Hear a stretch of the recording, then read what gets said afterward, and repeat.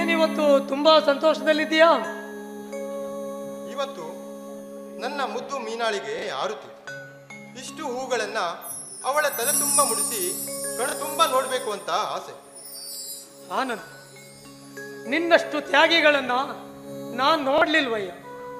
ನಿನ್ನ ತಂಗಿಗಾಗಿ ಎಷ್ಟು ತ್ಯಾಗ ಮಾಡಿದೆ.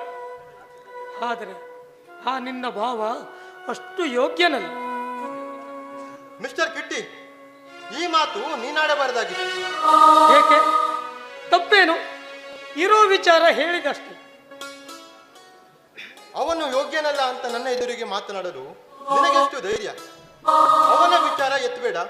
ಅವನು ನನ್ನ ತಂಗಿ ಗಂಡ ಅಂತ ಮರಿಬೇಡ. ಆನಂದ್, ನಿನಗಿರೋ ಈ ಉದಾರ ಬುದ್ಧಿ ಕಂಡು ನನಗೆ ಅಯ್ಯೋ ಅನಿಸ್ತಾ ಇದೆ. ನೀನು ಅವನ ಬಗ್ಗೆ ಅಷ್ಟೊಂದು ಅಭಿಮಾನವಿಟ್ಟರೂ ಅವನಿಗೆ ನಿನ್ನ ಮೇಲೆ ಸ್ವಲ್ಪನೂ ಅಭಿಮಾನ ಇಲ್ವಲ್ಲಯ್ಯ. ಅಂದು ಅವನು ತೋರಿದ ವರ್ತನೆ ನೀನು ಮರೆತರೂ ನಾನು ಮರೆಯುವಂತಿಲ್ಲ. ಅದು ಮನುಷ್ಯತ್ವವೇ? ಕಿಟ್ಟು, ಮನೆ ಬಾರಿ ಹೇಳ್ತಾ ಇದ್ದೀನಿ, ಮತ್ತದೇ ಮಾತಾಡಬೇಡ. ಬೇರೆ ವಿಚಾರ ಇದ್ರೆ ಹೇಳು. ನೋಡು ಆನಂದ್, ನಾನು ಕೊನೆಯದಾಗಿ ನಿನಗೆ ಹೇಳ್ತಾ ಇದ್ದೇನೆ, ನಿನ್ನ ದಾರಿಯನ್ನು ನೀನು ಬೇರೆ ಮಾಡಿಕೊಳ್ಳದೆ ಹೋದ್ರೆ ನಿನ್ನನ್ನ ಬೀದಿ ಭಿಕಾರಿ ಮಾಡ್ತಾನೆ.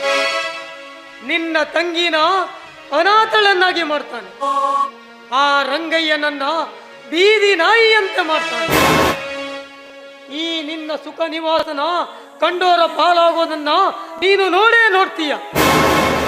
ಆಗಲಾದ್ರೂ ತಿಳ್ಕೋ, ನೈತು ಸುಳ್ಳೋ ನಿಜವೋ ಅಂತ. ನಾನಿನ್ನು ಬರ್ತೀನಿ ಕಿಟಿ. ಕಿಟ್ಟು ಹೇಳಿದ ಮಾತು ನಿಜವೇ? ರಮೇಶ್ ಅಷ್ಟು ಕೆಟ್ಟವನೇ? ಇಲ್ಲ, ಸಾಧ್ಯವಿಲ್ಲ. ರಮೇಶ್ ಅಷ್ಟು ಕೆಟ್ಟವನಲ್ಲ.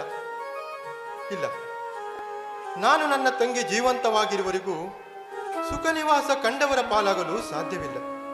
ಇಲ್ಲ ಇಲ್ಲ.